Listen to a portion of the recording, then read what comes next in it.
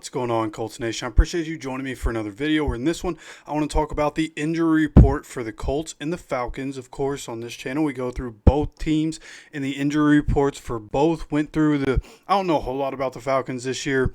Obviously, know the weapons they have. I know some of the guys that they have on the team, but I had to go through and really figure out, what are the extent of the injuries, how are they looking, and got some pretty good information. I feel pretty solid about how the injuries are looking, and of course we'll have to see what's happening with the Colts. Haven't heard about anything major going on with the Colts, but there are some names on here that are a bit concerning. So as we are going to begin to go through this, of course, make sure you guys are getting us into the algorithm. Hit that like button for me. Helps, any kind of interaction helps, say go Colts, or you let your opinion be known down in the comment section, whatever it may be. Interaction is good for the algorithm, pushes the channel as we climb closer and closer to 3,000 subscribers. You guys did a great job yesterday on the video that we had. Good amount of likes there, got a good amount of subscribers. We're climbing up almost to 2,900, and then 3,000 is right around the corner. I appreciate you guys so much for sticking around and for supporting the channel. But as we get into this, starting with the Falcons, as we do here on this channel, Billy Bowman, and there are a lot of full participants and limited participants here for the Falcons. Billy Bowman, safety, he has a hamstring injury, and as I look at the depth chart, he is the starting nickelback on ESPN's depth chart. He's listed as a safety on the Colts website, which essentially comes from also the Falcons website. I think they're all sort of connected, but nonetheless, somebody in their secondary who is a starter, full participant. Casey Washington, wide receiver, who's more of a depth piece, but he was a full participant with a back injury. Zach Harrison, defensive end, full participant with a knee injury. Mike Hughes, cornerback, has a neck injury. He was limited in practice. Mike Hughes is their starting right cornerback on the opposite side of A.J. Terrell, who is a very good corner. And then you also have another limited participant here, J.D. Bertrand, linebacker. He is also a starter, but he was limited with a knee.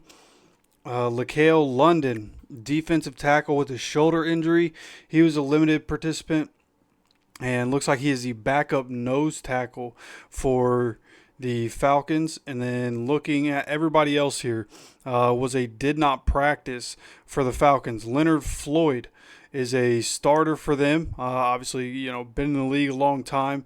Edge rusher, defensive end. So he has a hamstring injury. He did not practice. Didn't really find anything about him. So we'll see what happens there. Of course, hamstring injuries can be a bit tricky. Maybe, with him being older, could be even trickier. But with him being older, it makes sense that he would sit out Wednesday if he's dealing with something. So we'll see how the week goes there and continue to try to find information and update you guys on that. And then the rest of these are offensive linemen. And from what I found, all pretty big deals. And, of course, starting with Chris Lindstrom, really good guard, one of the best guards in the NFL. He has a foot injury. He did not practice. He is considered day-to-day by Raheem Morris.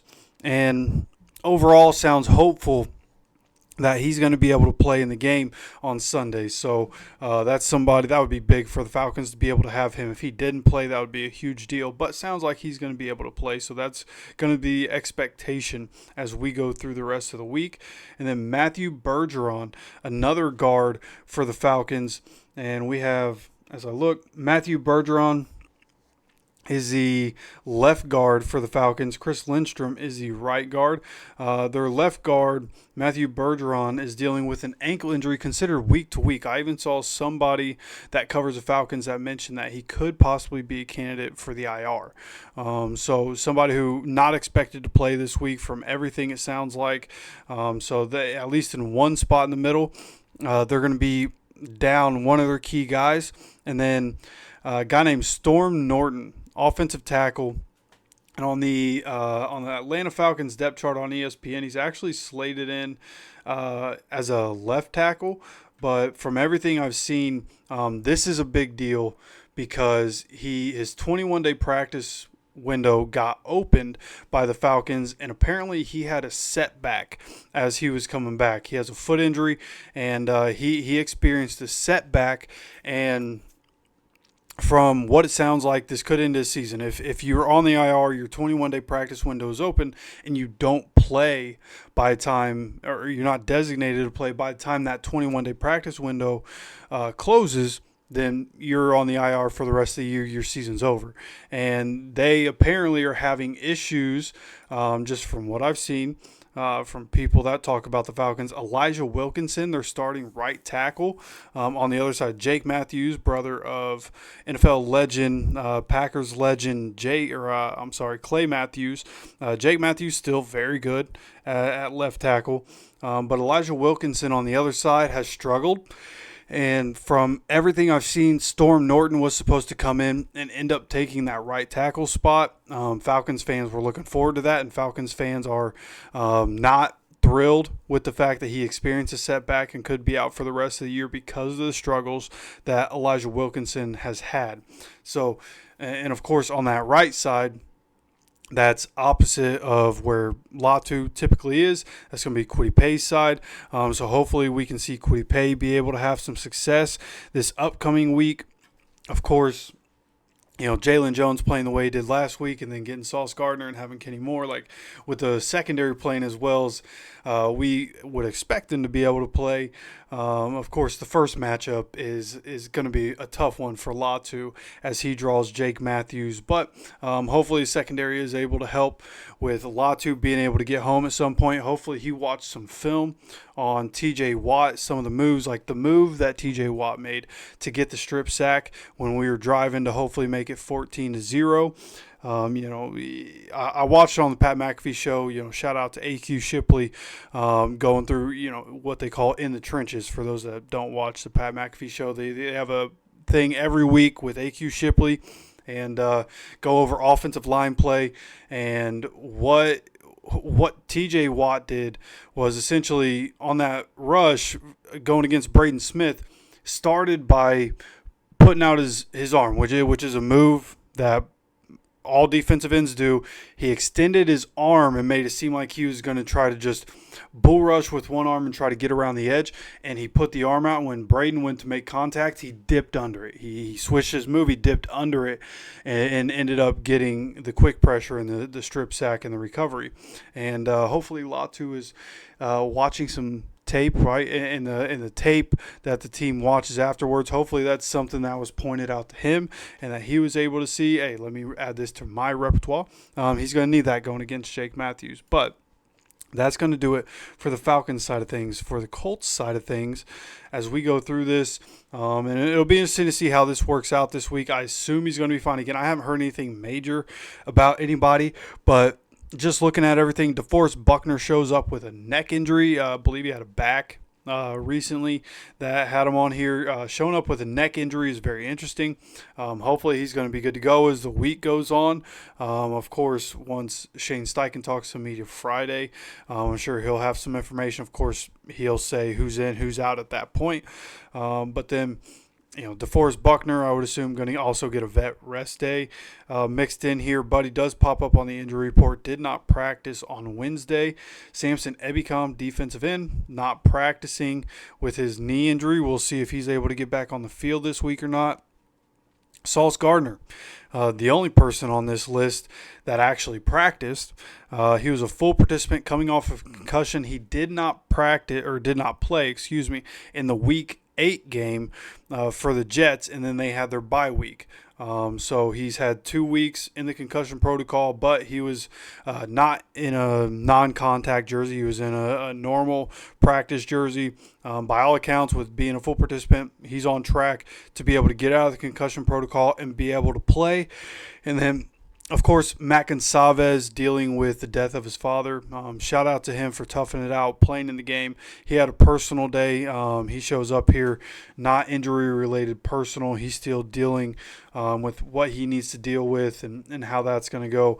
Would assume he's going to be back to play, but, of course, definitely one we'll monitor with that sort of situation. We could be with family and those sorts of things. So I'm going to continue to monitor that situation and see how that goes through the week. Whatever he has to do is what he has to do. You know what I mean? Like if his funeral for his father is this upcoming weekend, I mean, we have to travel to a completely different country. If he can't make that travel, like I would completely understand. So we'll see what happens there, and we'll continue to update that as the week goes along. Anthony Gould dealing with a knee injury. He was not at practice. Tyquan Lewis with his groin injury also did not practice. Kenny Moore, as we continue to go every week, just like Saints do to Alvin Kamara, right? For anybody that's maybe new to the channel, Alvin Kamara been dealing with an ankle injury throughout the season. Doesn't practice on Wednesday, just the way it is. He's always listed as questionable, at least in the sleeper fantasy app. Always listed as questionable right away, but he's been playing every week. Same with Kenny Moore. Essentially a vet rest day, but continues to show up with the Achilles. Did not practice on Wednesday. I'm sure he'll be fine to practice the rest of the week. And then Michael Pittman Jr. shows up here with a glute injury and did not practice. But again, I haven't heard anything significant about any of the guys on the Colts. We came out of Sunday and even after the game Sunday, and then at Monday media availability, Shane Steichen mentioned on both those days and both those media availabilities that there were no injuries to note coming out of it. If Michael Pittman Jr. was showing up here, I honestly would have assumed it would have been a concussion. Thought that while it happened and thought that afterwards. That's not the case. It's apparently a glute injury popping up for him, and I assume he's going to be okay because I haven't heard anything to make me think he won't be okay. So that's what we're looking at for the injury report for the Colts to start the week. And, of course, as a lot of you know, some of you, again, may be new and don't know, I do have a full-time job and been working a lot of nights recently.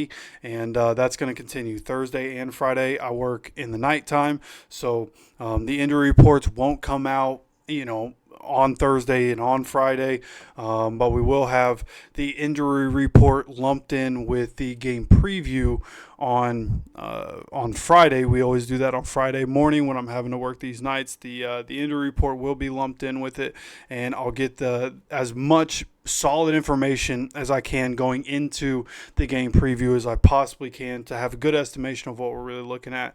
So, of course, if you enjoy the content, hit the like button and make sure you guys subscribe with notifications on so you guys get notified whenever any updates come out. I have other content planned. We'll see if I'm able to make it busy life right now. Doing the best I absolutely can to be able to get you guys more content. I know what I want to talk with you guys about. Just got to have the time to be able to make the videos, and we are going to do that at some point. I'm going to create some time and be able to get these videos to you guys. So again, make sure you guys are subscribed with notifications on so you get notified when that happens. We're live every Sunday for the games. It'll be 9:30 Eastern this upcoming week. Monday Night Football Week 16, we will be live for that game as well. So again, continue to come by, subscribe, notifications on for the third time. And of course, I appreciate you guys so much for stopping by for another video. And as always, take care of yourself, take care of each other, and go Colts.